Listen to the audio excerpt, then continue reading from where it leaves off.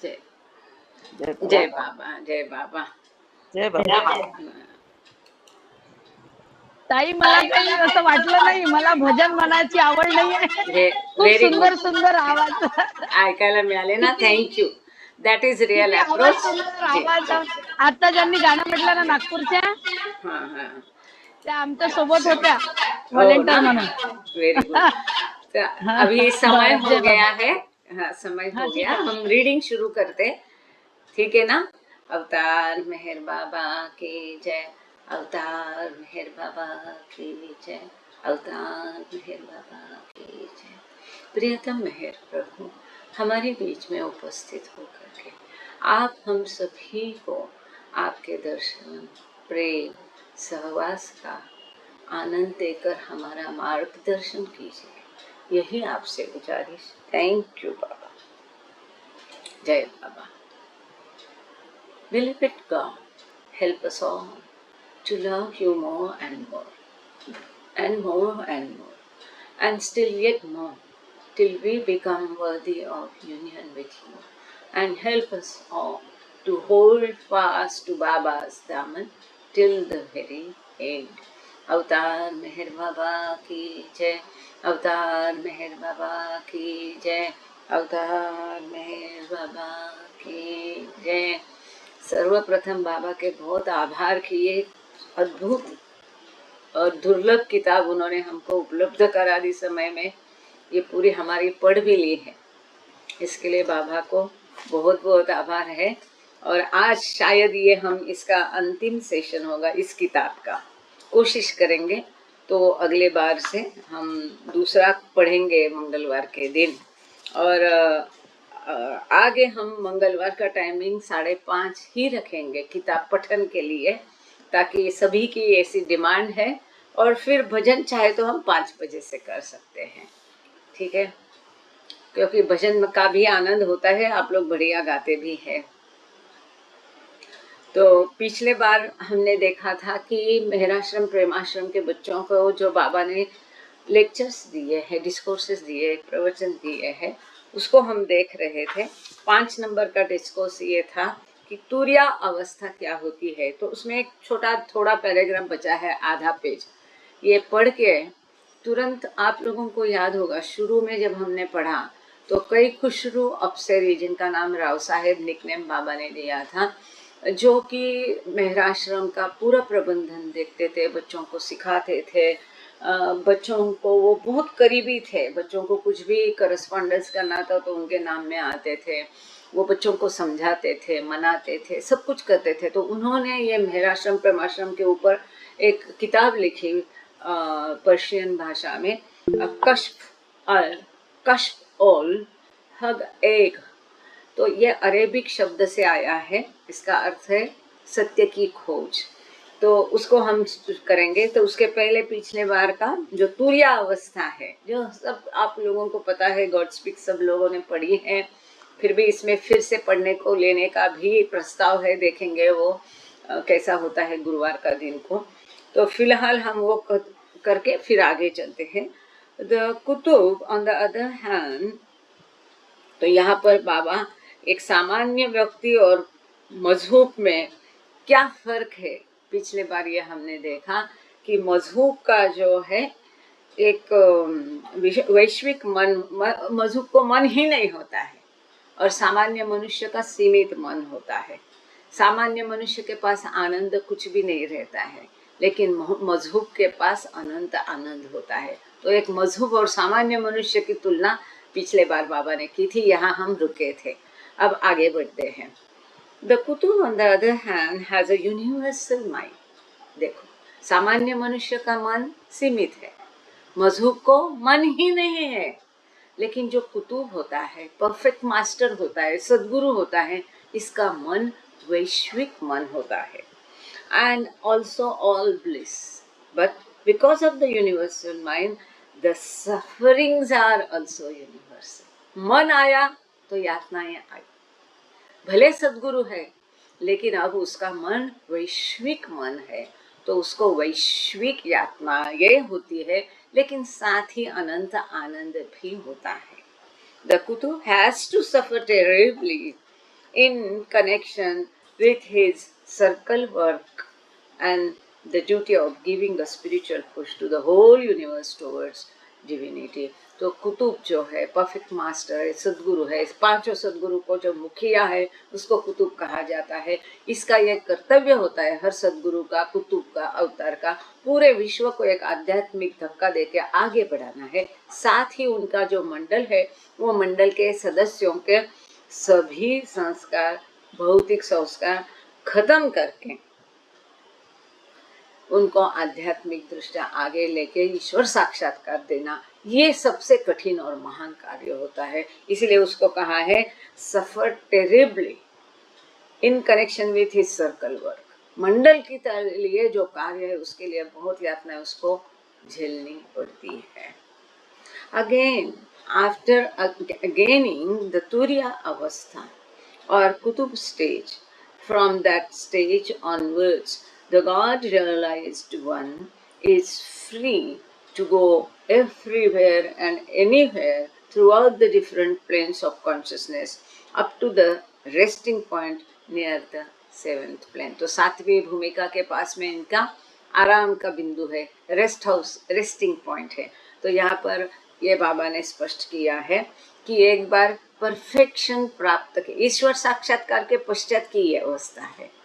एक इसको इसके लिए बाबा ने यहाँ लिखा है आफ्टर गेनिंग द तुरिया अवस्था, मतलब परफेक्शन, सदगुरु और कुतुब की अवस्था प्राप्त करने के पश्चात वो जो ईश्वर साक्षात्कारी कुतुब है वो मुक्त है। कहीं भी जाने के लिए किसी भी भूमिका पर वो अपने आप को स्थित कर सकता है या कहाँ भी वो जा सकता है, और सातवीं भूमिका में भी आ सकता है। उसको बहुत बड़ा चमत्कार करना है तो चौथी भूमिका में भी आ सकता है, नॉट परमानेंटली, पर वो आना जाना उसका रहता है। जैसे हम लोग है ना, कहीं कहीं जाते हैं दूसरे शहर में, गांव में, घर में, ऑफिस में, तो ऐसी आवाजाही उसकी ये प्लेन्स में चलती है, भूमिकाओं में चलती है। भले वो उच्च से उच्च पद में है फिर भी वो कहीं भी जा सकता है। During the duties, thank you Shweta, क्योंकि ये अलग मुद्दा है, महत्वपूर्ण है कि जैसे हमने देखा था कि अगर बहुत बड़ा चमत्कार करना है तो अपने आप को अवतार और सदगुरु चौथी भूमिका में स्थित करते हैं। मतलब ये हमने क्रिएशन एंड कॉजेज में पढ़ा था, इसलिए यहाँ की बात तुरंत समझ में आए। और क्रिएशन कॉजेज यही है 34 लेक्चर जो बाबा ने बच्चों को दिए। During the duties in the universe, the one resting near the seventh plane does not actually pass into the higher level, as this would necessitate leaving the body, which only happens when universal duties are completed. तो यहाँ पर और एक काई बाबा ने उसकी विशद की है कि विश्व के प्रति उसका जो कर्तव्य होता है सदगुरु का या कुतुब का, तब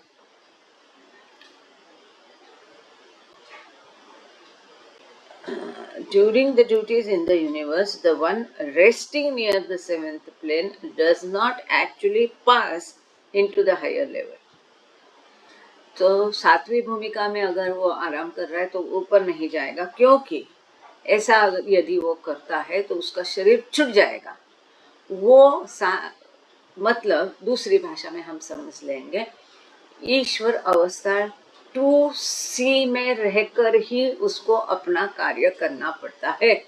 वो भले आवाजाही किसी भी भूमिका में कर सकता है, जा सकता है, आ सकता है, लेकिन वो 2B अवस्था में जा नहीं सकता है जब तक कि उसका कार्य इस भूतल पर पूरा नहीं होता है। उसका जो कर्तव्य है, उसको जो ड्यूटी निभानी है, दी है दैवी प्लान के हिसाब से, वो जब तक खत्म नहीं होती वो ईश्वर की 2B अवस्था में जाके आराम नहीं कर सकता है। केवल ड्यूटी खत्म होने के बाद ही वहां वो आराम कर सकता है। Thank you.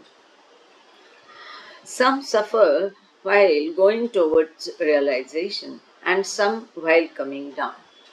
In the latter case, there is also infinite anand, bliss, since once God realization is had, it undergoes no change but continues simultaneously with suffering. एक बार ईश्वर साक्षात्कार प्राप्त किया तो अनंत आनंद अवस्था में कभी कम बदलाव या कमी नहीं आती, अनंत आनंद रहता ही है। परंतु इसमें फर्क यह है कि बाबा कहते हैं किसी को ईश्वर साक्षात्कार प्राप्त करने में यातनाएं बहुत झेलनी पड़ती है, तो किसी को पलक झपकते ही ईश्वर साक्षात्कार मिलता है, जैसे कि बाबा का। और जैसे कि उपासनी महाराज का चरित्र आप जरूर पढ़िए, बाप रे, ऐसी अनंत यातनाएं कौन सह सकता है। इतनी यातनाएं उनको ईश्वर साक्षात्कार के लिए सहनी पड़ी और इतना लंबा समय गया, उम्र उनकी गुजर गई, लेकिन ईश्वर साक्षात्कार प्राप्त करने के पश्चात स्वयं के शरीर और भूतल, इस भौतिक जगत का भान लाने में उनको कुछ भी देरी नहीं लगी, तुरंत वो नीचे आ गए। लेकिन बाबा को इस भूतल का और स्वयं का भान लाने के लिए 7 साल लगे, ये फर्क है। तो किसी को ये समय, किसी को ऊपर चढ़ने में समय लगता है, किसी को नीचे आने में समय लगता है, परंतु अनंत आनंद अवस्था कायम रहती है और वो सतत रहती है। लेकिन यातनाएं रहती है। बाबा कहते सद्गुरु मतलब यातनाएं, वो प्राप्ति के लिए भी यातना, नीचे का भान लाने के लिए भी यातना, भान लाने के पश्चात भी सतत इस विश्व की पूरी सफरिंग अपने ऊपर झेल लेना, यातना ही यातना है सद्गुरु में। लेकिन अनंत आनंद भी है, ठीक उसी प्रकार के जैसे कि अवतार का है। तो यहाँ बाबा की दया से हमारे ये लेक्चर भी खत्म हो गए। अब तुरंत हम आगे जो सबका उत्सुकता का, क्योंकि हमने जब वो पढ़ा था तो हम कोशिश कर रहे थे ये किताब कहाँ मिलेगी, इसमें क्या है। तो ये किताब का यहीं पर ब्यौरा दिया है, इस किताब में क्या क्या है, उन्होंने क्या क्या लिखा। अब ये वास्तव में मूल तो भाषा इसकी पर्शियन है। ये जो कश्फ अल हग एग, ऐसा बहुत मुश्किल शब्द है उच्चारने में, तो मैं काफ़ी कोशिश की, डिक्शनरी वगैरह मिला नहीं, वापसी से पूछा, उसने थोड़ा सा सर्च करके मुझे हेल्प की। फिर फरशीद नमीरानियन जो इसका राइटर है उसको मैंने व्हाट्सएप में मैसेज दिया, उसका तुरंत उत्तर आया कि डिस्कवरी ऑफ ट्रूथ, ये अरेबिक शब्द से ये शब्द आया है पर्शियन में, और इसका कश्म का अर्थ है डिस्कवरी, हग एग मतलब ट्रूथ, सत्य की खोज। तो हम ये अपेंडिक्स 2 पढ़ने जाते हैं। So many thanks to Farshid Namiranian. पिछले बार भी वो हमारे लेक्चर में आए थे, अब इस बार उनको पूछा था, लेकिन वो लंबे समय से यूएसए से ईरान में गए थे, और ईरान का माहौल हमें पता है कैसा चल रहा था, युद्ध वगैरह, तो वो सिचुएशन में नहीं थे कि जुड़ पाए। तो आगे पढ़ते हैं। A book on the Prem Ashram appeared in March 1929. मार्च 1929 में प्रेमाश्रम के ऊपर ये किताब लिखी गई थी। कश्फ ओल हगएग मतलब सत्य की खोज। The Persian language कश्फ ओल हगएग Discovery of Truth was written by Baba's disciple Kaikhushru Espandar of Seri, who was a key worker and personality during the ashram period. The book's tone is quite quickly set in the introduction by Krishnalal M. Jhaveri. जो कृष्णलाल झवेरी है, इन्होंने प्रस्तावना या introduction इस किताब की दी है। The philosophy taught by Meher Baba is very comprehensive and rational. He lays down as an unaccessible proposition that all prophets have come from one God and therefore all religions should terminate in unity. तो इसमें जो बाबा की philosophy उन्होंने दी है बहुत कम शब्दों में, बहुत तात्विक है, रैशनल है, योग्य है। कि बाबा ने कहा है, हमने पढ़ा है क्रिएशन एंड कॉजेज में, एक पूरा चैप्टर इसके ऊपर बाबा ने दिया है कि एक ही ईश्वर है, वही बार बार अवतार आता है, हर समय अलग, उस समय की मांग के हिसाब से उसकी वेशभूषा, आकार, रंग सब कुछ रहता है, उसकी सीख रहती है। तो उस समय में उसने जो सीख दी ही, यही उसका धर्म बनता है, और वही सभी प्रॉफिट्स जो है उसी ईश्वर से है। इसके लिए सभी धर्म एक ही सत्य में विलीन होने चाहिए। Zaveri, a member of the Bombay Judiciary, says Apsari's book, written in simple Persian, is a source of information and guidance for fellow Persians. तो ये झवेरी जो है कृष्णलाल झवेरी, ये मुंबई से है, उन्होंने कहा है कि अप्सरे ने ये किताब बहुत सादी पर्शियन भाषा में दी है और जो पर्शियन लोग हैं इनके लिए ये बहुत मददगारी होगी इंफॉर्मेशन के लिए, जानकारी और मार्गदर्शन के लिए। सॉरी।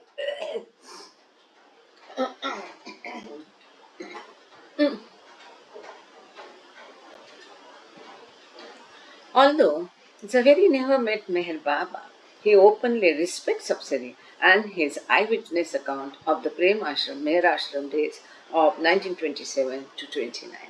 हालांकि जिसने इंट्रोडक्शन दी किताब को, ये जो कृष्णलाल झवेरी बॉम्बे के हैं, बाबा को कभी मिले नहीं, लेकिन कई खुशरू अप्सरी के प्रति जो उनका आदर भाव है ये इसमें से प्रकट होता है। ये कई खुशरू अप्सरी जो 1927 से 1929 तक उन्होंने प्रेमाश्रम का, मेराश्रम का काम देखा। इंट्रोड्यूसिंग हिमसेल्फ, ऑथर अप्सरी who taught at Baba's ashrams and cared for the boys, says, the writer has been a slave at the feet and service of this king of the greats. कितना सुंदर है। कई खुशरू अप्सरी कहते हैं जिन्होंने कि बच्चों की देखभाल भी की, उनको सिखाया भी, वो कहते हैं ये जो राइटर है, मैं नहीं कहता हूँ, देखो कुछ लोग मैं का शब्द प्रयोग कैसा सुंदर रीत्या अवॉइड करते हैं। वो कहते ये जो राइटर है, मतलब वो खुद है, वो कहते ये राइटर जो है ये मेहर बाबा के पैर का गुलाम है। ये मेहर बाबा जो कि सभी महान से महान लोगों के राजा है। बहुत सुंदर है। मतलब ये मैं इंग्लिश में फिर से पढ़ती हूँ। The writer has been a slave at the feet and service of this king of the greats. Kashf ol Hagaeg was written and later distributed to the ashram boys as a gift from Apsari to mark the celebration of Meher Baba's 34th birthday in Mehrabad in February 1929. तो ये कितना सुंदर है। अप्सरी ने ये किताब लिख के बेच दी, है ना। 1929 फरवरी में बाबा का 35वां जन्मदिन था। उस जन्मदिन के उपलक्ष्य में उसने ये किताब सभी मेहराश्रम बच्चों को गिफ्ट कर दी। कितना सुंदर है। In respect of Persian mysticism, throughout the book, Apsari quotes Hafiz, Shams Tabriz and Tabriz world-renowned pupil Rumi. पूरे किताब में ईरान के जो जाने माने सद्गुरु और उनके शिष्य हैं, मिस्टिसिज्म, जो पर्शियन मिस्टिसिज्म में जो गूढ़ तत्ववाद जो है पर्शिया का, तो वो जो है हाफिज, शम्स तबरीज़ और तबरीज़ के बहुत जाने माने स्टूडेंट रहे, मतलब शिष्य रहे रूमी, इन सब का बहुत सारा उल्लेख पूरी किताब में है। और ये जो बाबा के प्रेमाश्रम में बच्चे थे ये भी ये सब जानते थे। हमने इसका चित्र भी देखा था वो किताब का, पिछले बार ये किताब पढ़ते हुए थे उस शुरू में, आपको याद होगा। In chapter 1 he outlines Baba's stand on the spiritual unity of mankind and the sole purpose of creation, which is to realize one's true self. Apsari gives equal respect to all human manifestations of God throughout history, mentioning Zoroaster, Buddha, Jesus and Muhammad as equals in their spiritual achievement. तो पूरे किताब में अप्सरी जो है ईश्वर का ये जो प्रगटीकरण है युगों युगों से, इनको सबको एक जैसा न्याय देते हैं। किसी को उन्होंने ऊपर उठाया, किसी को ये, सबका एक जैसा उन्होंने उल्लेख किया है कि जैसे जरतुष्ट है, बुद्ध है, जीसस है, मोहम्मद है, सब आध्यात्मिक उनकी प्राप्ति, अचीवमेंट एक जैसी थी। और पहला चैप्टर जो है तो बाबा का जो आध्यात्मिक सार है कि मनुष्य की एकत्व का जो तत्व है और विश्व का पूरा जो एक ही मकसद है ईश्वर साक्षात्कार, ये स्वयं के मूल को जानना, इसके ऊपर उन्होंने पहले चैप्टर में भार दिया है।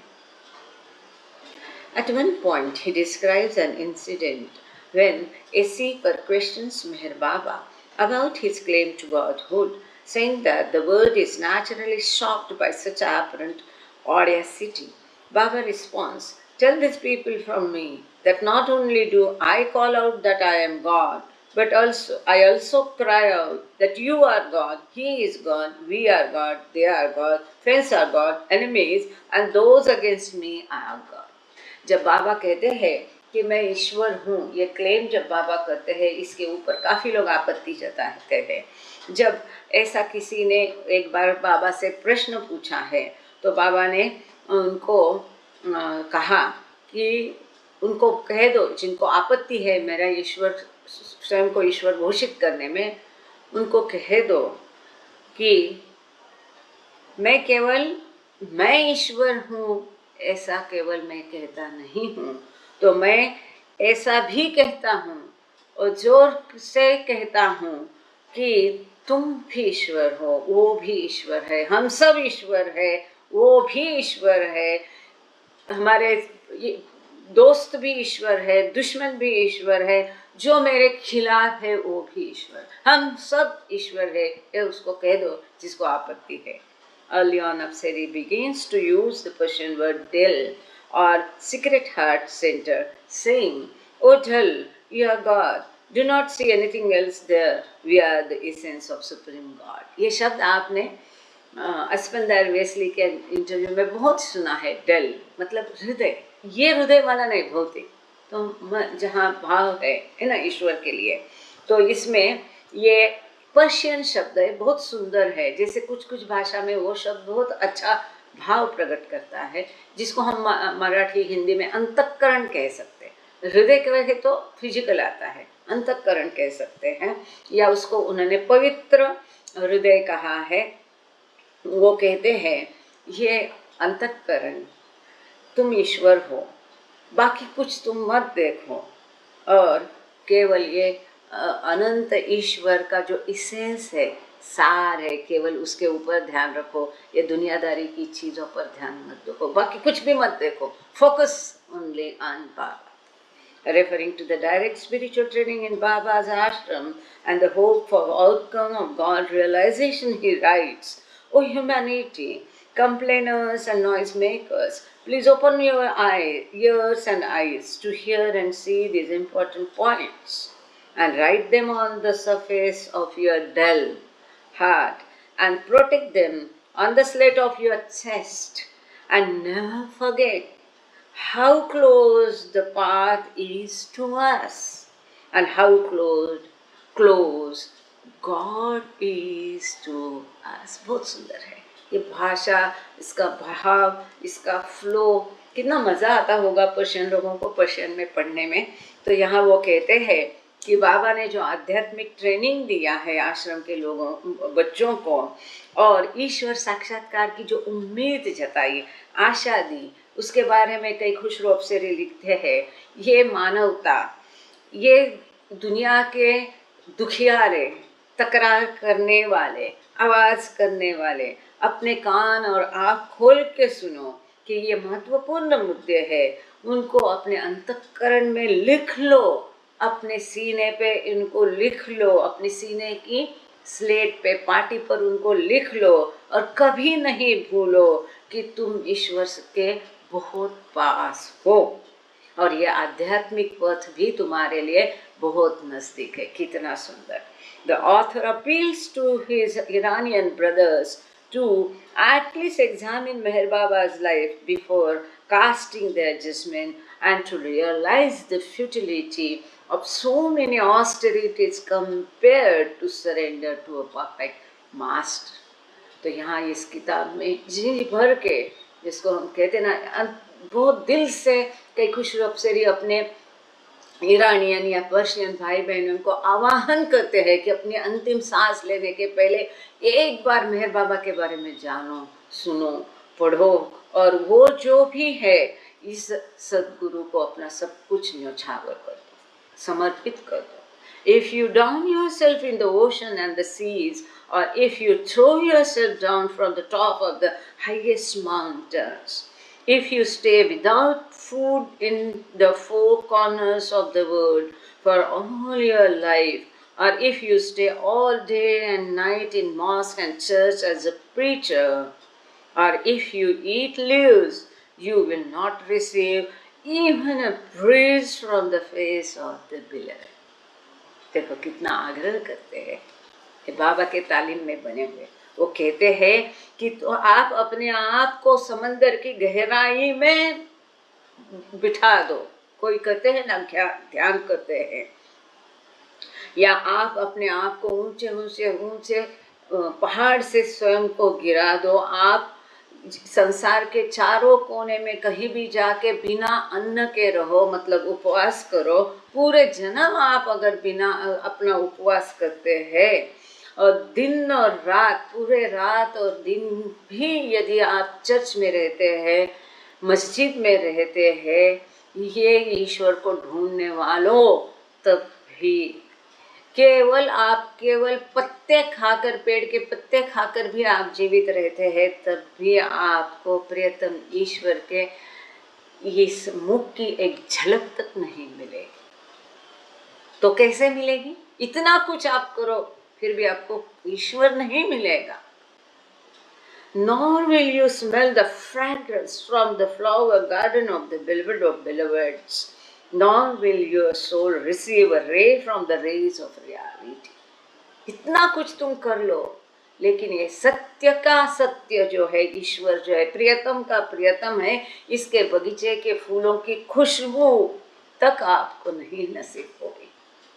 Continuous searching of one's inner being will uncover little unless one totally surrenders to the beloved as the true guide, winning his nazar. जब तक हम अपने आप को पूरी तरह से अपने प्रियतम को संपूर्ण समर्पण नहीं करते हैं, सद्गुरु हो, अवतार हो, तब तक ये सब कुछ किया फोल है, कुछ भी नहीं प्राप्त होगा।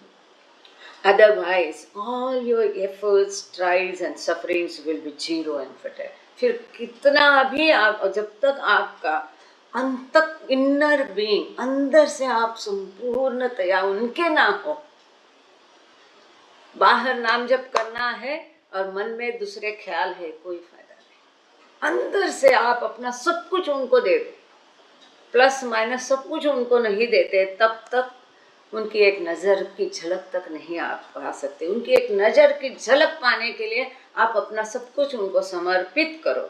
फिर अदरवाइज नहीं तो आप ये कितना भी करो, भूखे रहो, उपवास करो, पहाड़ में रहो, जंगल में जाओ, पत्ते खा के रहो, उल्टा सीधा बनो, कुछ भी फायदा नहीं है। दिन रात मंदिर मस्जिद में रहो, या आपको ईश्वर की एक झलक भी नहीं पाने देगा। वो सारे आपकी यातनाएं, आपके प्रयास जीरो हो जाएंगे, व्यर्थ हो जाएंगे। The author explores Meher Baba's childhood and youth, pointing out that as a teenager, Baba read the enchanting words of the great poets from every culture, especially the great mystical poets of Persia. तो यहाँ पर ये कैकुश रोपसरी अपनी किताब में बाबा के बचपन के बारे में, उनकी जवानी के बारे में सब कुछ कहते हैं, उनके टीनेज के बारे में भी लिखते हैं। और वहाँ पर वो लिखते हैं कि बाबा शुरू से ही कैसे पर्शिया सभी सद्गुरु संतों की कहानियाँ पढ़ने में रुचि रखते थे, और ख़ास करके जो पर्शिया के कवि हैं, तो इनके और सभी कल्चर के सभी संस्था, तुकाराम जैसे हम आपको पता है, तुकाराम है, कबीर है, मीरा है, सभी का बाबा अभ्यास बचपन से करते थे। और ख़ास करके जो पर्शिया के महान कवि है, हाफिज़ वगैरह, इनके बारे में भी बाबा को बहुत रुचि थी। बाबा को तुकाराम के अभंग भी बहुत पसंद थे। His best friends were Hafiz and Shams Tabriz. A lot of the times he would sing the poems. It is said that he knows the poems of Hafiz and Shams by heart. खास करके हम सबको पता है, हाफिज़ और Shams Tabriz की कविताएं उनको बहुत पसंद होती थी, और उसको वो गाते रहते थे, और उनको ये मुखोद्गत थी। पूरा हाफिज़ और शम्स तबरीज़ बाबा को मुखोद्गत था। अब आपके लिए एक खुशखबरी है, हाफिज़ को पूरा के पूरा लिख के इंग्लिश में ट्रांसलेशन किया है। फॉर नॉट फॉरशिप, फरेस्ट करके है एक लड़की, फरेस्ट या फरेस्ट, तो उसने भेजा है, मैं ग्रुप में डालूंगी। आप लोगों को मंगाना है तो आप प्लीज़ मंगाइए, बाद में ये कॉपी मिले नहीं मिले। पूरा हाफिज़ उसने इंग्लिश में ट्रांसलेशन किया है। अब ये किताब एक कुछ हफ्ते पहले रिलीज़ हो गई है, तो उसको ले लेना। मेहर बाबा's father Sheriaji spent 18 years wandering on foot throughout Persia and India, seeking the genuine answer to life. Finally, struck by a dream, he was told that a son born to him would provide the answer he sought. तो मेरे बाबा के पिताजी शेरियार जी के बारे में भी उन्होंने कहा कि 18 साल वो ईश्वर की खोज में भारत और पर्शिया घूमते रहे, ईश्वर को ढूंढते रहे, और अंततः उनको स्वप्न में दृष्टांत हुआ कि जिसको वो खोज रहे वो उनको अभी नसीब नहीं होगा, लेकिन उनके पुत्र के रूप में वो जन्म लेगा। Many years later in 1913, Sheriarji's son Mehran at age 19 would become enlightened through the kiss of perfect master हजरत बाबा जान on Malcolm Tank Road in Pune, India। काफ़ी सालों के पश्चात 1913 में अंततः मेहरवान जी का बेटा मेहरवान इसको उम्र की 19वीं साल में जो परफेक्ट मास्टर हजरत बाबा जान मालकम टैंक रोड पर पूना में भारत में रहते थे, उनके चुंबन के द्वारा ईश्वर साक्षात्कार प्राप्त हुआ। Baba Jan, a Muslim from Kabul, Afghanistan, was said to be 133 years old when she dropped her body. For the last 25 years of her life, her permanent home had been established under a tree in downtown Pune, from where she delivered that kiss. तो ये मूलतः बाबा जान जो थी ये मुस्लिम थी, अफगानिस्तान में काबुल से थी। जब उन्होंने शरीर छोड़ा तो उनकी उम्र 133 साल थी। जीवन के अंतिम 25 साल ये पूना में कैंप एरिया में जो पेड़ है वहाँ पर ही रहती थी, और जहाँ वहीं से उन्होंने बाबा को वो चुंबन दिया था। आपको सब वो पता है, वहाँ पर अभी उनके दरगाह टाइप बनाया हुआ है, अच्छी जगह है। अगर आपको उसका लोकेशन चाहिए तो इसका ढूंढना कभी कभी मुश्किल होता है। इसका एक ही लोकेशन लैंडमार्क है, और छत्रपति शिवाजी महाराज मार्केट यार्ड या होलसेल सब्जी का मार्केट है। वो डालोगे गूगल में तो उसके सामने ही जो सब्जी का बहुत बड़ा होलसेल मार्केट है, उसके सामने वो उनका दरगाह है। After he describes Baba's sudden step into God realization, drawing parallels to the advanced six-plane state of bliss achieved by Abdullah Pakwan, छोटा बाबा in the प्रेमाश्रम। साथ ही में प्रेमाश्रम में अब्दुल्ला पकरवान में जो छठवीं भूमिका तक अपनी प्रगति की थी, तो इसके बारे में, ईश्वर साक्षात्कार बारे में, और अचानक से उसने छठवीं भूमिका में प्रवेश किया था अब्दुल्ला पकरवान, इसके बारे में भी कई खुशरूप से अपनी किताब में लिखते हैं। After the kiss from Baba Jan, Baba was completely unconscious for 4 or 5 days. Then he traveled through the planes of consciousness and reached the 7th plane, union with God. बाबा जान ने जब बाबा का चुंबन लिया तो 4 से 5 दिन बाबा बिल्कुल बेहोशी की अवस्था में थे, और उसके बीच में बाबा ने चेतना की जो सारी भूमिकाएं पार कर ली, और 7वीं भूमिका ईश्वर के साथ मिलन की भूमिका, 7वीं भूमिका में ईश्वर साक्षात्कार की भूमिका में मेहर बाबा पहुंच गए। Baba remained in this state of blissful intoxication and unawareness of the physical world for a period of 9 months. He then spent a long 7 years with perfect master Upasni Maharaj, who returned Meherwan to the world while still allowing him to keep his God consciousness intact. तो ये जो ईश्वर के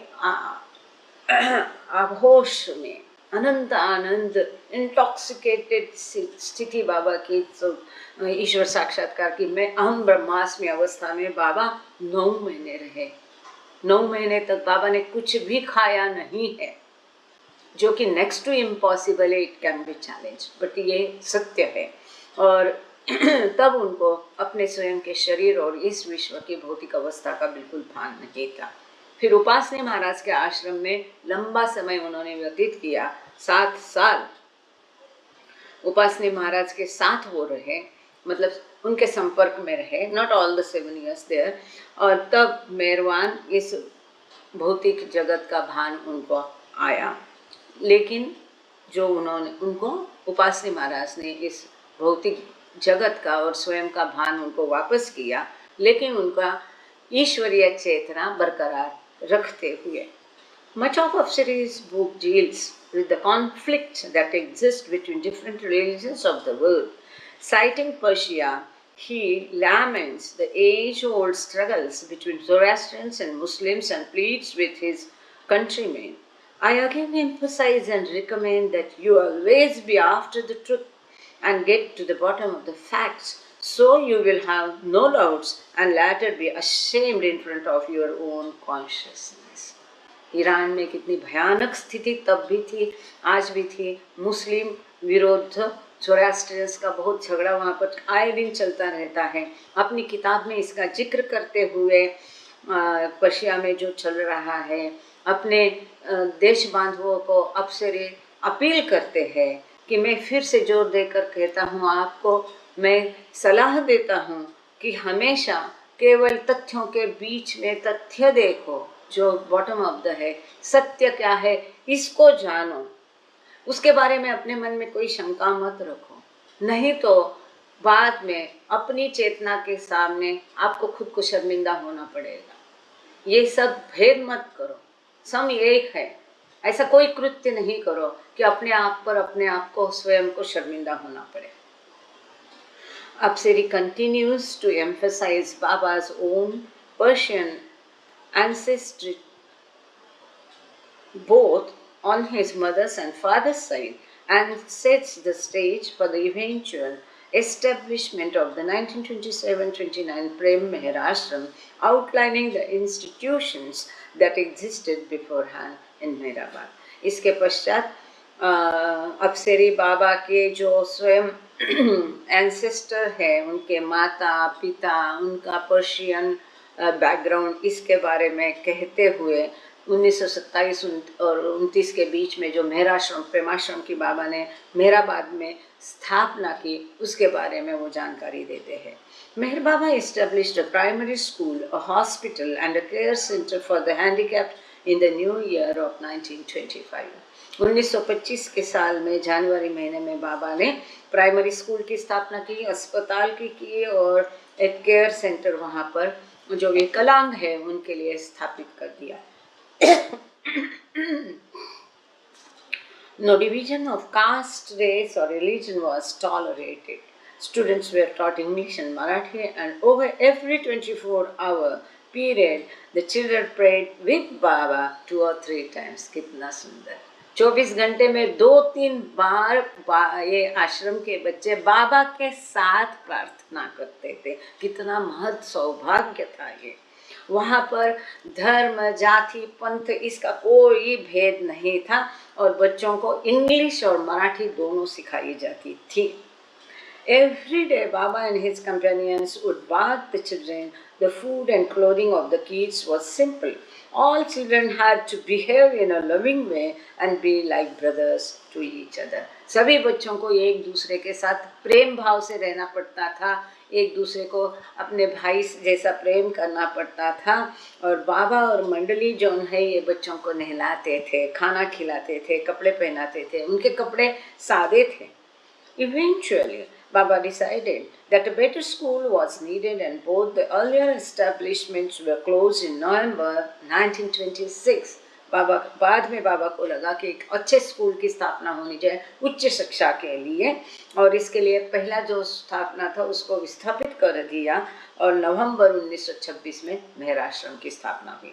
After this, Baba and companions relocated to Bombay for a month to plan a newer spiritual educational setup. By the end of December of the same year, they were back in Mehrabad. इसके पश्चात बाबा और उनके साथी जो बॉम्बे में आए ताकि ये आध्यात्मिक और बाकी शैक्षणिक जो सेटअप है शिक्षात्मक, इसको कैसे करें इसके चर्चा के लिए, और दिसंबर के अंत में वो वापस मेहराबाद चले गए 1926 में.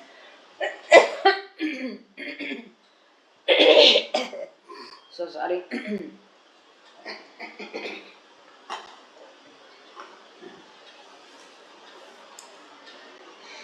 He then started preparing the furniture and other necessities and the laws for establishment of the new higher education school. His intention for the school was to educate in divinity and divine love. कि school की स्थापना का उद्देश्य ही था कि आध्यात्मिक शिक्षा के लिए, और उस समय बॉम्बे कैम्ब्रिज यूनिवर्सिटी से ब्रिटिश का रास्ता, उनको यूनिवर्सिटी से इसकी परमिशन मिली थी, अनुमति मिली थी आध्यात्मिक शिक्षा के लिए। आज इसकी बहुत ज़रूरत है, आज किसी की हिम्मत नहीं है इसको करने के लिए। एनीवे, तो जल्द ही बाबा ने फर्नीचर बनाना शुरू किया स्कूल के स्थापना के लिए, हायर एजुकेशन के लिए, और उनका स्कूल का हेतु केवल आध्यात्मिक शिक्षा था, दैवी प्रेम। It was called Hazrat Babajan High School and a boarding school for students attending from away was named Meher Ashram on May 1st, 1927. 1 मई 1927 को मेहर आश्रम की भी स्थापना हुई, ताकि जो दूर से बच्चे आ रहे ईरान वगैरह बाकी देशों से, भागों से, वो रह पाए और सीख पाए। तो हजरत बाबाजान हाई स्कूल भी था, वो भौतिक शिक्षा देगा। उसका बोर्डिंग स्कूल भी था जहाँ बच्चे बच्चियाँ रह सकती है, लेकिन मेहर आश्रम भी स्थापित किया। मेहर आश्रम का उद्देश्य भौतिक शिक्षा के साथ साथ आध्यात्मिक शिक्षा, ये उसका मूल उद्देश्य था। To attract students from Persia, an advertisement under the headline World Awareness was placed in a Kolkata-based newspaper that circulated in Persia. Persia में जो कलकत्ता से न्यूज़पेपर छपता था, वो पर्शिया में सर्कुलेट होता था। देखिए, तो उन्होंने वो न्यूज़पेपर में एडवर्टाइजमेंट दी बाबा के स्कूल के बारे में, ताकि सारा जन उसको, संसार उसको जान, वर्ल्ड अवेयरनेस के लिए। Meher Baba's disciple Baidul had already begun to lay down early links in Persia with the school he set up in his home in Yazd. From these early beginnings came the eventual 1927 contingent of 14 Persian boys who attended the new ashram school in Meherabad. तो बैदुल जो थे ये यजद से थे, और उन्होंने already वहाँ पर बाबा के स्कूल की लिंक प्रस्तापित करना शुरू किया था। अपने घर में ही वो स्कूल चलाना शुरू किए थे यजद में, और अंततः 1927 में ईरान से 14 बच्चे को वो मेहराश्रम में, मेहराबाद में लेके आए, मेहराश्रम दाखिल करने के लिए। Apsari's dedication to detail in his book is impressive. He emphasized that the boys who were boarded at the ashram school were always under the watchful care of adults, even during overnight hours.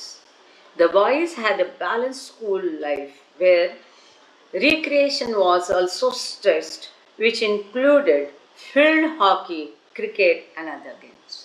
तो अप्सरी कहते हैं बच्चों पर कड़ी निगरानी रखी जाती थी, बड़ों से, मंडली जनों से। रात को भी उनको ध्यान से देखा जाता था। बाबा स्वयं रात को उनको देखने जाते थे, कई बार राउंड लगाते थे, 2-3 राउंड लगाते थे। उनका कभी चद्दर ठीक करो, वो ध्यान कर रहा है क्या, जिसको सोना है ठीक से सोया है क्या, जो जो पीरियड होगा उस प्रकार से। और इतना ही नहीं, तो उनका जो स्कूल लाइफ था एक संतुलित था। उनको शिक्षा के साथ ही नाट्य, संगीत, कोर्ट, ये सब जानकारी बाबा देते थे। साथ ही जो मैदानी खेल है, जैसे कि क्रिकेट है, हॉकी है, बाकी गेम्स भी उनको सिखाए जाते थे, खेलने दिए जाते थे। इतना सुंदर, इतना परिपूर्ण ये स्कूल था कि उसको सर्टिफिकेट मिला कि ऐसा स्कूल हमने अभी तक कभी मिला देखा नहीं है। हमने पिछले बार वो सर्टिफिकेट भी देखा था। Those who stayed in the nearby I'm sorry those who stayed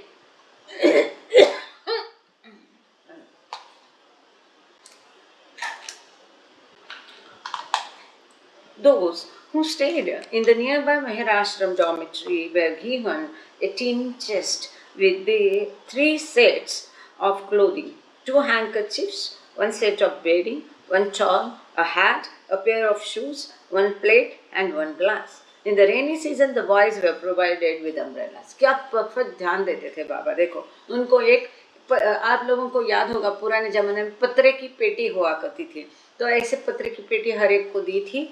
कपड़े के 3-3 जोड़ दिए थे, 2 हैंकरचीफ रुमाल दिए थे, एक बेडिंग रोल दिया जाता था, एक तौलिया, एक हैट और शूज की जोड़ी दी जाती। अब है हैट नहीं, एक काली टोपी हुआ करती थी। और एक प्लेट दी जाती थी, एक ग्लास दिया जाता था, और बारिश के मौसम में बच्चों को छाता तक दिया जाता था। और ये सभी मेरे ससुर को भी मिला था, उनको भी दाखिल किया था बाबा ने टोका में आश्रम में। In addition to this, the school was equipped with pharmacy and a doctor who would visit the students who were sick. इतना ही नहीं, तो आप जहाँ पर अभी मेहराबाद हिल पर म्यूजियम के बगल में राइट हैंड साइड में एक छोटी रूम दिखती है, वहाँ पर क्लिनिक हुआ करता था बच्चों के लिए। वहाँ पर क्लिनिक की भी और डॉक्टर की भी सुविधा रखी थी कि यदि किसी को ज़रूरत पड़े बच्चों को तो वहाँ पर दिखाया जाता था। और बाबा के दैवी प्रेम में आए दिन बच्चे बेहोश हो जाते थे, तो वहाँ पर उनकी ट्रीटमेंट भी हो जाती थी। The ashram school library contained many books on spirituality, religion, history, and the life stories of poets. The students were able to go to the library and reading room each day to enjoy this book. देखो क्या उस जमाने में school की library भी थी, और उस लाइब्रेरी में आध्यात्मिकता, धर्म, इतिहास और कवियों के आत्मचरित्र के बारे में सारी भरमसाठ किताबें रखी जाती थी, और ये बच्चों वहाँ पर जा कर के पढ़ सकते थे और ये सारी किताबों का आनंद लेते थे, और वो बच्चे बिल्कुल पढ़ते थे। It is interesting to note that the ashram boarding school was initially seen as a separate entity from Hazrat Babajan High School, which stressed academics through various departments. तो हजरत बाबाजान स्कूल का मुख्य उद्देश्य था भौतिक शिक्षा देना। तो हजरत बाबाजान स्कूल और मेहराश्रम को शुरू में एकदम अलग रखा था, लेकिन बाद में मेहराश्रम के बच्चों को भौतिक शिक्षा के लिए थोड़े कुछ लेसन्स होते हैं ना, पाठ होते हैं, 1 घंटा 2 घंटा 4 घंटा, वहाँ पर भेजा जाता था, उसको अलग रखा गया था। हजरत बाबाजान स्कूल लोअर मेहराबाद में था, मेहराश्रम में अपर मेहराबाद में था। ये दोनों को विभिन्न एंटिटी करके स्थापना करके ट्रीट किया जाता था। There were 21 teachers and educators, and at one time there was a maximum of 125 students attending. उस जमाने में 1927 के बाद है, 125 स्टूडेंट्स वहाँ पर थे, बाद में 150 हो गए वो, और बाद में फिर कम भी हो गए हैं। जब टोका आश्रम लेके गए तो 150 थे, और 21 उनको शिक्षक सिखाने के लिए थे। हैं क्या प्रपोर्शन हो गया देख लो, 125 स्टूडेंट के लिए 21 टीचर्स थे सिखाने वाले। फिर उसमें सब आए, गेम सिखाने वाले, शिक्षा सिखाने वाले, स्पिरिचुअलिटी के बारे में लेक्चर्स देने वाले। रोज एक मंडली जन उनको आध्यात्मिकता का लेक्चर देता था, बाबा स्वयं भी उनको रोज आध्यात्मिकता का लेक्चर देते थे। Despite the initial distinction there seemed to be an eventual merging of instructions for those in the boarding school and the high school. पहले ये दो स्थापना थी, बाद में उनको कॉमन पढ़ाई किया जाती थी। Afsari says that through this process Baba was able to access just who was and who was not inclined to spirituality. ऐसा करके बाबा देखते थे, जताते थे कि कौन आध्यात्मिकता की तरफ किसका रुख है और किसका नहीं है। Those in the boarding school were definitely under stronger spiritual influences. Very important. They would read stories of God realized historic figures such as Hafiz, Shams Tabriz and Rumi. जो वहाँ पर बाबा के साथ रहते थे, आश्रम के बोर्डिंग में रहते थे, ये आध्यात्मिकता की तरफ और ज़्यादा इनका रुझान हो गया। और वो जो आध्यात्मिक ऐतिहासिक लोग हैं जैसे कि हाफिज, शम्स तबरीज़ और रूमी, इनकी सारे कहानियाँ पढ़ते थे। ये कहानियाँ बच्चों को बचपन में बताना बहुत ज़रूरी है ताकि उनके ऊपर अच्छे संस्कार और प्रभाव पड़ता है और ईश्वर साक्षात्कार की तरफ उनका माहौल बन जाता है। The teachers of various language levels would read and explain the stories, truth and sufferings on the path to God and becoming one with God. ये जो शिक्षक लोग थे, उनको सिखाने वाले टीचर थे, विभिन्न भाषा के वो शिक्षक लोग वहाँ पर रखे थे। जो जिस प्रदेश से आया उस भाषा में उसको पढ़ाया जाता था, सिखाया जाता था। ये शिक्षक उनको कई सारी ये जो आध्यात्मिक हस्तियाँ हैं उनकी कहानियाँ, सत्य, ईश्वर और आध्यात्मिक पथ पर जो यातना है इसके बारे में सारी कहानियाँ उनको बताया करते थे कि जो अंततः उनको ईश्वर से एक हो जाने में मददगारी हो। Apsari says, the idea of writing Kashf or Hag Ek came with the arrival of the 14 boys from Persia midway through 1927. Their arrival coincided with the admittance of several Muslim students from Bombay, which would eventually shake the very foundation of the institution. अफसेरी कहते हैं कि ये किताब लिखने की idea मुझे तब आई जब ईरान से वो 14 बच्चे 1927 में आए।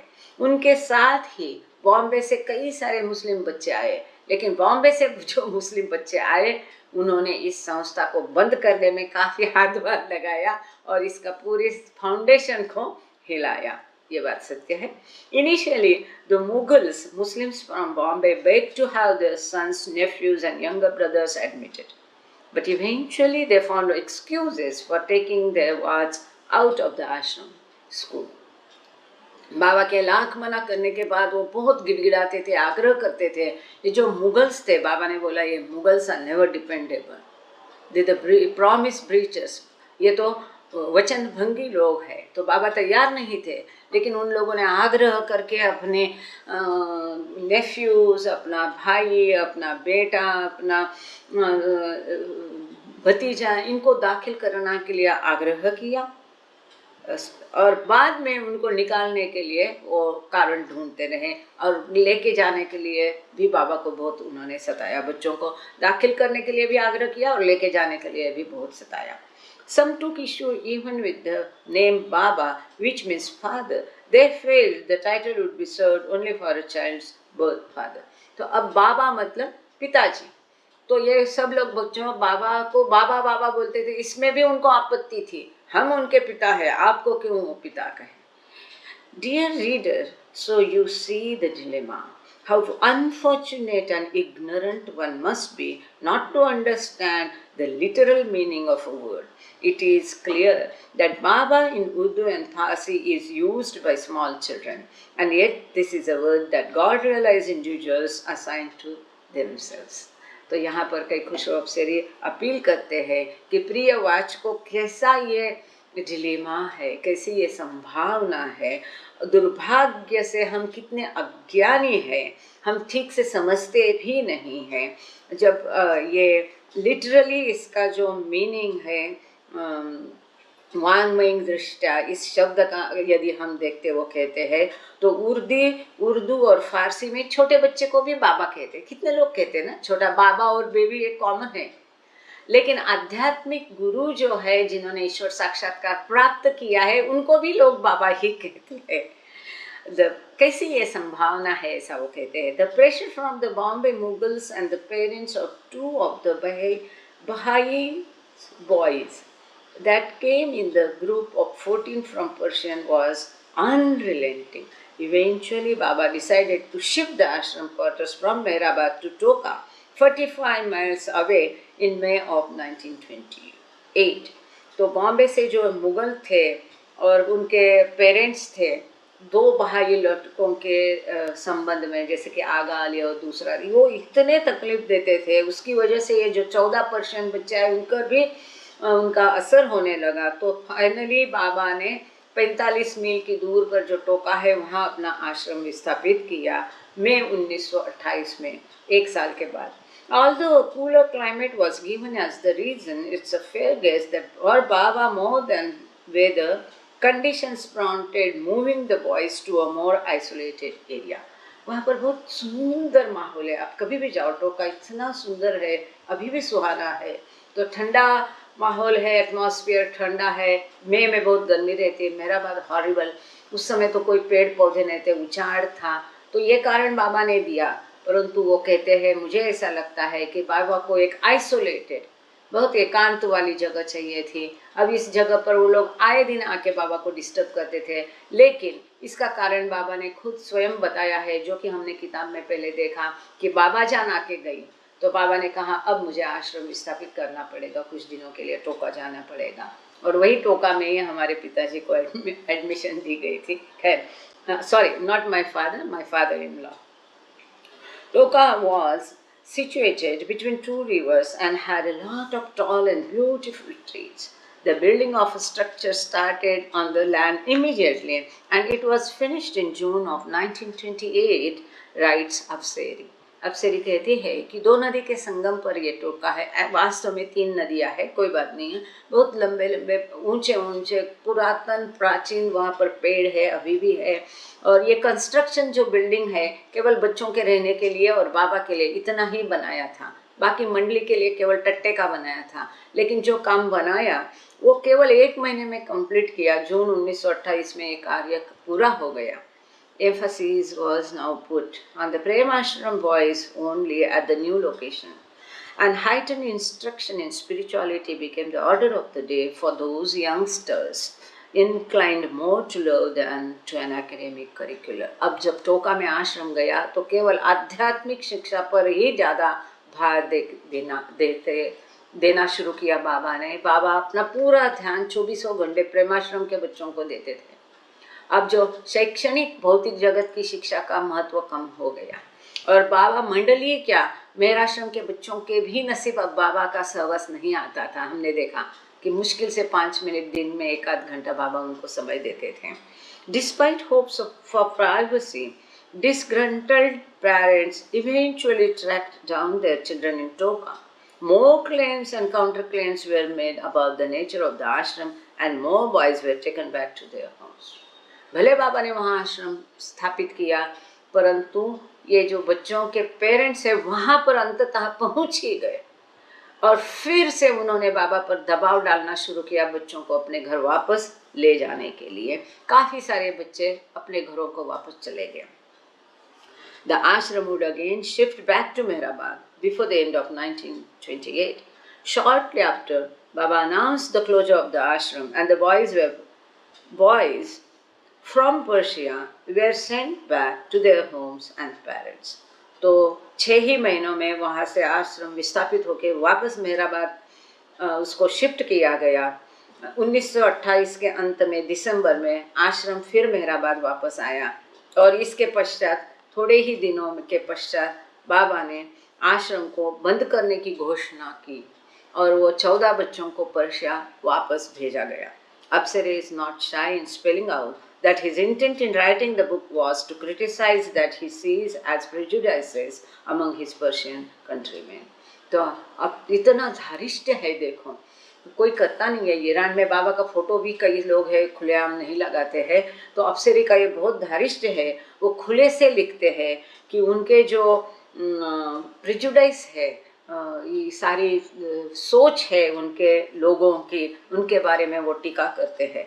First of all, my intention was to give a brief overview of the establishment of this school and the boarding organization. Second, to give an overview of the people Baba had to deal with and what they thought of his divine person. And third, to emphasize to Persian citizens the, the truth of the ashram school situation. वो कहते हैं इस किताब को लिखने का मेरा उद्देश्य क्या है।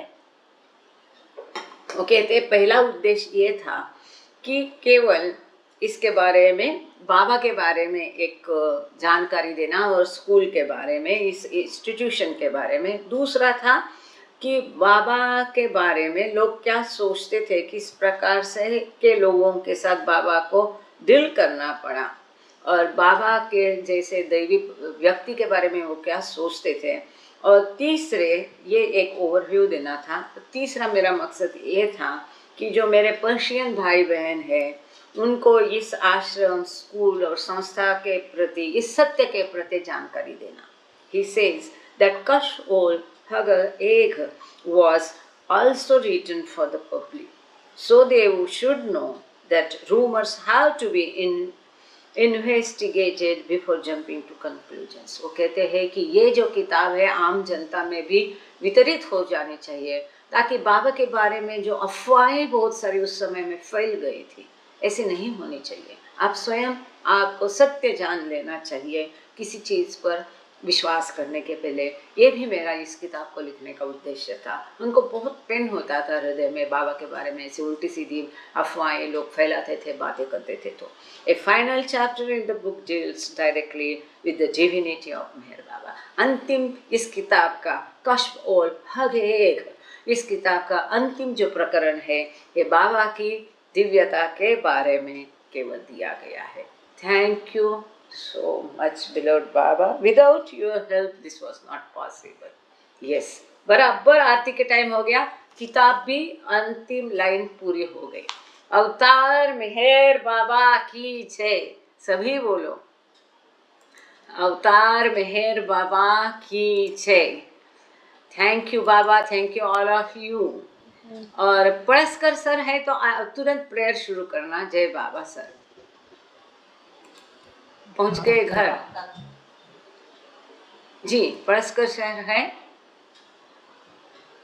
जय बाबा।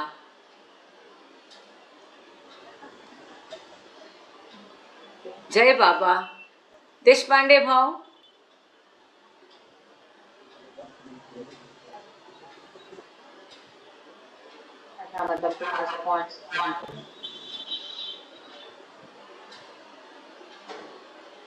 विकास गभाणे, जय बाबा। जय बाबा। प्रेयर शुरू करिए। जय बाबा। Thank you. हे परवरदिगार, सबके राखनहार और सबकी रक्षा करने वाले, तो तुम्हारा कोई आदि नहीं है और न तुम्हारा कोई अंत है। तुम अद्वैत हो, तुम तुलना से परे हो और तुम्हारा पार कोई नहीं पा सकता है। तुम्हारा कोई रंग और रूप नहीं है। तुम अविर्भाव से रहित हो, तुम गुणातीत हो, तुम अपार और अधान हो, कल्पना और धारणा से परे हो, शाश्वत व अनश्वर हो। तुम अखंड हो और दिव्य नेत्रों के सिवाय और किसी भी प्रकार से तुम्हें कोई नहीं देख सकता है। तुम्हारा अस्तित्व सदैव था, तुम सदैव रहते हो और तुम सदैव रहोगे। तुम सर्वत्र हो, तुम हर वस्तु में हो, तुम हर जगत से परे तथा हर वस्तु से परे भी हो। तुम आकाश में हो और पाताल में हो, तुम व्यक्त हो और अव्यक्त हो। तुम सब लोगों पर हो और समस्त लोगों से परे भी हो। तुम तीनों गुणों में हो और तीनों गुणों से परे भी हो। तुम अगोचर हो और स्वतंत्र हो। तुम सृष्टि के रचने वाले हो, स्वामियों के स्वामी हो, समस्त मनो हृदयों के ध्याता हो। तुम सर्वशक्तिमान हो और सर्वव्यापी हो। तुम अनंत ध्यान हो, अनंत शक्ति हो और अनंत आनंद हो। तुम ध्यान के महासागर हो, सर्वज्ञ हो, अनंत ध्यान रखने वाले हो। तुम भूत, वर्तमान और भविष्य के ध्याता हो और तुम स्वयं ध्यान हो। तुम पूर्ण दयामय हो और सतत परहितकारी हो। तुम आत्माओं की आत्मा हो और अनंत गुणों से संपन्न एक परमात्मा हो। तुम सत्य, ज्ञान और परमानंद की त्रिमूर्ति हो। तुम सत्य के मूल हो और प्रेम के महासागर हो। तुम सनातन सत्ता हो, ऊंचों में से सबसे ऊंचे हो। तुम प्रभु और परमेश्वर हो। तुम परब्रह्म हो और परात्पर परब्रह्म भी हो। तुम परब्रह्म परमात्मा हो, अल्लाह हो, इलाही हो, यजदान हो और मद हो और प्रियतम ईश्वर हो। तुम्हारा नाम इज्जत अर्थात एकमेव पूज्य है। हे असीम दया की निधि प्रभुराज, हम अपने सब पापों के लिए पश्चाताप करते हैं। हर एक विचार के लिए जो असत्य, अनुचित या गंदा था, हर एक बोले हुए शब्द के लिए जिसे बोलना हमें उचित न था, और हर एक कर्म के लिए जिसे करना हमें उचित न था। वार से प्रेरित हर एक कर्म, शब्द और विचार के लिए तथा द्वेष प्रेरित हर एक कर्म, शब्द और विचार के लिए हम पश्चाताप करते हैं। विशेषकर हर एक कामुक विचार तथा क्रिया के लिए, ऐसे हर एक वचन के लिए जिसको हमने पूरा नहीं किया, सब असत्य वचनों के लिए और सभी निंदा, पाखंड, दम या लोगों के पीछे उनके दोष बताने के लिए हम अनुताप करते हैं। और खासकर दूसरों का नाश करने वाले हर एक कर्म के लिए, दूसरों को दुख देने वाले हर एक शब्द तथा कर्म के लिए तथा दूसरों पर दुख गिरने की इच्छा करने के लिए हम अनुताप करते हैं। हे प्रभुराज, आप हम पर असीम दया करके हमारे किए हुए पापों को क्षमा कीजिए और वैसे ही आपकी मर्जी के अनुसार विचार करने में, बोलने में तथा कार्य करने में जो हमारी असमर्थता सदा रहती आई है उसको भी क्षमा कीजिए। यही हमारी आपसे प्रार्थना है। प्रियतम परमात्मा, हमारी ऐसी सहायता कर कि हम तुझसे अधिकाधिक प्रेम करें और अधिक, फिर भी उससे भी अधिक प्रेम करें, जब तक कि हम तुझ में मिलकर एक हो जाने के पात्र बन जाए। और तुम हम सब की ऐसी सहायता कर कि हम अंत तक बाबा का दामन दुर्दढ़ा से पकड़े रहे। अवतार मेहर बाबा मेहर की बाबा जय, अवतार की मेहर जय। बाबा की, अवतार मेहर बाबा बहुत की जय। बढ़िया, थैंक यू विकास भाऊ, अब बहुत दिनों बाद आपका नंबर आया, बहुत बढ़िया, थैंक यू, जय बाबा। नीलम जी आरती करिए, है नीलम जी। अवतार मेहर बाबा की जय। बुझावे नार जगतनी कर खुद रत परमातु लागी आस भक्तों ने के बाते नूर माको आया चंद में बाबा चरण पर तुझ न धरिए तर उताना यात थी वहाँ के पथई बे हो मेहर मातु तुझे न लिख हकीकत आशिक भी यार कही तुझे दर यार विदत मार पतनो ओहि तो ये तो आतु आगे अमोरे रब ने ऐसा सारे लिए बख्श जे बख्शे। ज्ञान ततनो कि तू पर महात्मा ज्ञानी जिने मुख तारेद पातु गोदाना प्रेमनो प्यालो पिलाई मस्त हमने कर जे तुझ पर ज्ञान सदके साहब किया वेद कहना तू हमारे नाम भर दरिए तरावे तरावे तो तो हमें हमें तरिए तरिए, हमारा हमारा खुदा मेहर बाबा बाबा। जय मेरे बाबू हमारा ना खुदा है मेरे बाबा जय मेरे बाबू बुझावे नार जतनी कर खुद रत्न पर मातु चलागी आस भक्तों ने बख्शे नूर मातु। अवतार मेहर बाबा की जय। थैंक यू नीलम जी, बहुत बढ़िया। आरती पांढरी पांडे, उसके बाद रेखा वैश्य जी तैयार रहना। जय बाबा बेटा। आरती आरती आरती गाइए। हो हो ये जुईली अवतार मेहर बाबा की जय।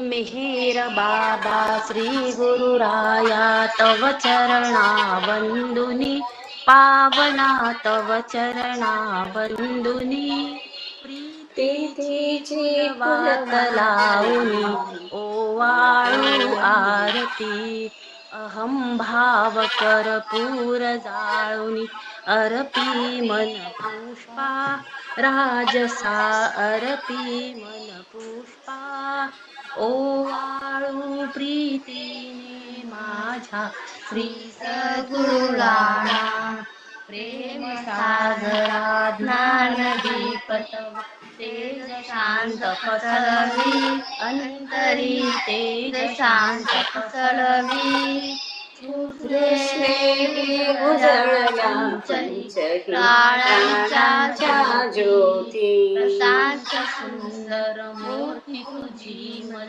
आनंदे डोलवी प्रियतमा आनंदे डोलवी पुण्य पुण्य दर्शने दर्शने तुझा सरती हर्षोन्मे हृदय स्वीकारी स्वप्रेम मजला तुझशी विनती सद्गुरु तुझशी विनती मम अज्ञाना दूर करून सस्वरूपी घे बाबा श्री गुरुराया तव चरणा वंदुनी पावना तव चरणा वंदुनी प्रीतीची फुलवासला उनी ओवाळू आरती अवतार मेहर बाबा की जय। वेरी गुड, थैंक यू बेटा, दोनों को थैंक यू। जय बाबा। रेखा दीदी जय बाबा। रेखा दीदी आप नहीं हैं? रेखा वैश्य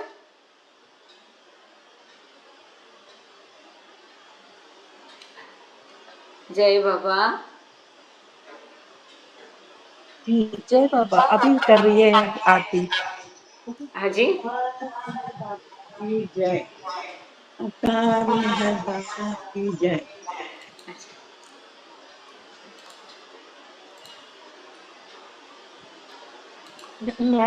जैसे ही उसमें करने लगी तो आरती जय बैक हो गया। आरती अवतार दीदी। मेहर बाबा की जय। लहरते ही है जिसकी सृष्टि का निर्माण, उसकी दैवी अनंतता का कैसे हो अनुमान। आदि सचेतन शांति निकेतन, आदि सचेतन शांति निकेतन, नमो ब्रह्मा मेहर प्रभु आरती अपनाओ, मेहर प्रभु आरती अपनाओ। प्रेम दीप में ये जलाओ, निबिड़ अंधेरा मिटता पाऊं, निबिड़ अंधेरा मिटता पाऊं। अपना सब कुछ तुम्हें चढ़ाऊं, अपना सब कुछ तुम्हें चढ़ाऊं। तुम मुझको सरसाओ, मेहर प्रभु आरती अपनाओ, मेहर प्रभु आरती अपनाओ।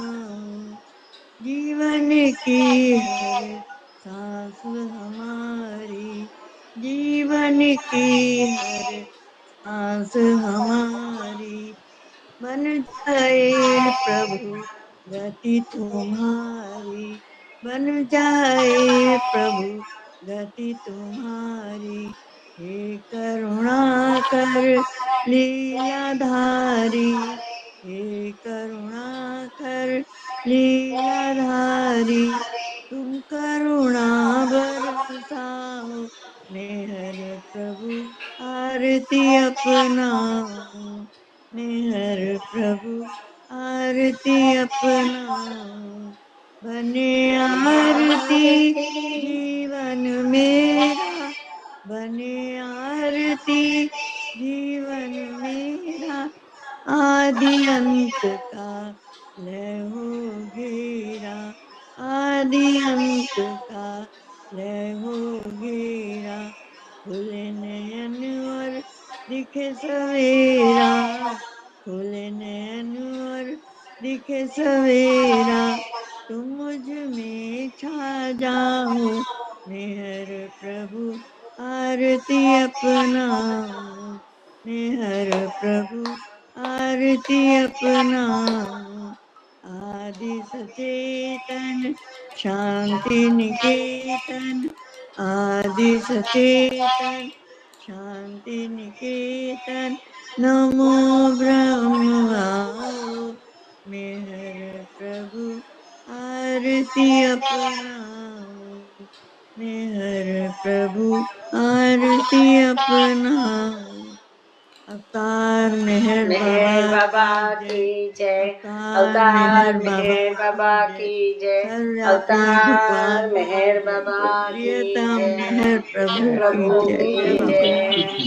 जय थैंक यू बाबा। दीदी। जय बाबा जय। ओ सॉरी योगिता, अभी वो आप आरती करिए। सॉरी सॉरी, भूल गई थी। जय बाबा योगिता जी हाँ, बोलिए। जय बाबा, जय बाबा, जय बाबा। जय बाबा। अवतार मेहर बाबा की जय। आरती की जय श्री मेहर बाबा की।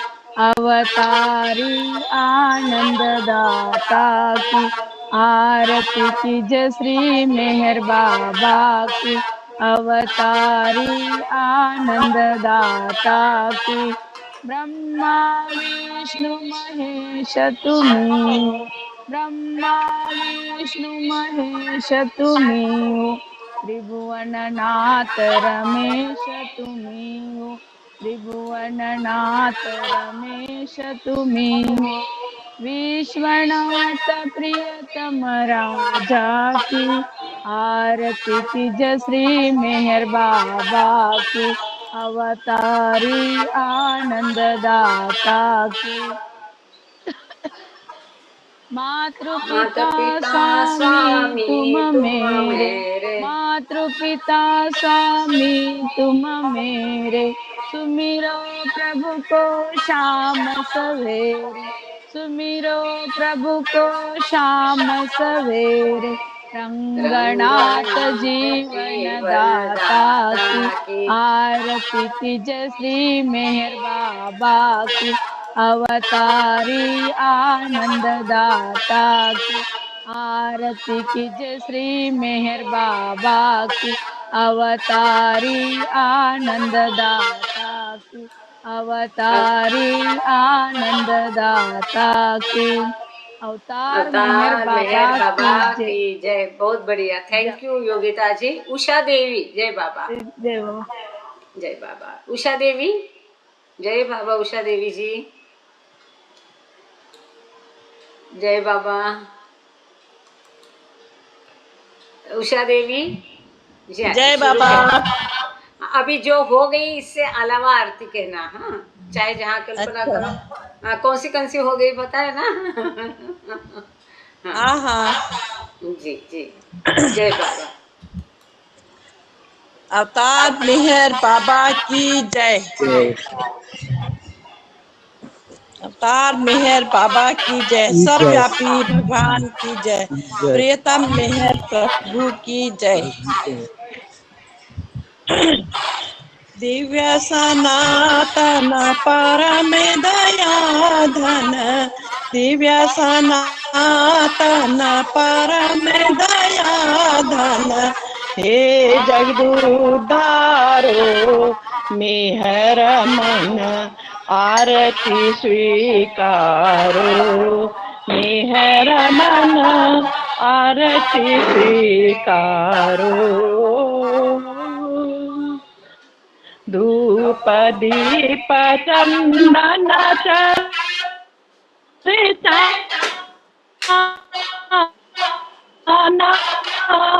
भोग लगाना फूल चढ़ाना। तुम राही तुमको लौटाना। काहे बड़ाई करूं मेहर मन।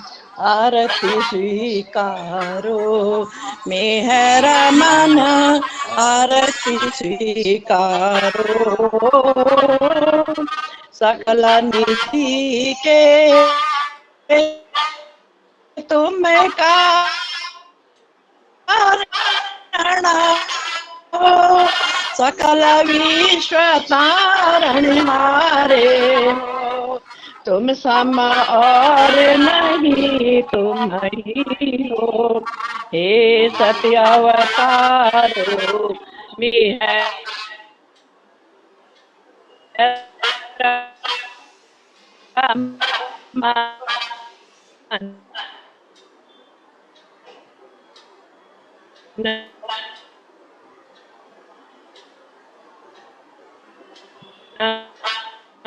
आरती स्वीकारो मेहर मन आरती स्वीकारो सकली चराचर तुम्हारी माया माया भी तो तुम्हारी छाया तुम्हारा अंत न कोई पाया तुम हो अनंत खरो मेहर मन आज जो कुछ भी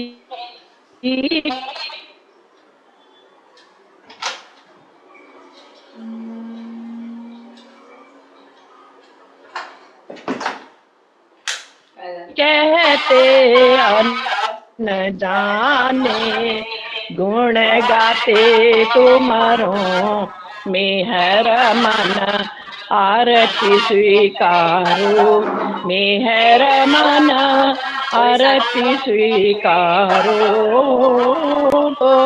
भीख तुम्ही दो प्रेमी जनों को नित्य तुम्हें सुमरो मेहर मन आरती स्वीकारो मेहर मन आरती स्वीकारो दिव्य सनातन परम दया धन दिव्य सनातन परम दया धन हे जगदुद्धारो मेहर मन आरती स्वीकारो मेहर मन आरती स्वीकारो अवतार मेहर बाबा की जय। अभी सब लोग जय बाबा। थैंक यू उषा देवी जी। सभी लोग अपना वीडियो ऑडियो खोलिए और आगे के गुरुवार को जरूर जुड़ना। और आगे नेक्स्ट अभी ट्यूसडे से सबका ये कहना है एक ही बुक रखो, तो जो ब्लू बस टूर ही हम मंडे ट्यूसडे दोनों दिन पढ़ेंगे। नई किताब शुरू करने के बदले सबका ये कहना है कि एक ही किताब दोनों दिन रखो। गुरुवार की तो अलग रहेगी, लेकिन सोमवार को भी ब्लू बस टूर रहेगी, मंगलवार को भी ब्लू बस टूर रहेगी, फिर नई किताब लेंगे। मेरा विचार था कि अभी मंगलवार में ये किताब हो गई पूरी तो कोई नई किताब ले ले, लेकिन इसके बदले वो ब्लू बस को ही कंटिन्यू करेंगे। जय बाबा, आपका क्या विचार है वो भी बताना इस विषय में। बाबा की जयकार करते सब लोग एक बार अपने माइक खोल दीजिए प्लीज। अपना अपना ऑडियो खोलिए, हम इंतजार करते हैं आपके ऑडियो खुलने के बाद शुरू करेंगे सब साथ में बाबा की जयकार करते। रेडी? बाबा अवतार में बाबा की जय। अवतार में बाबा की जय। अवतार में बाबा की जय। जय बाबा। जय बाबा। जय बाबा। जय बाबा। जय बाबा। जय बाबा। ये किताब का चयन है बाबा। जय बाबा।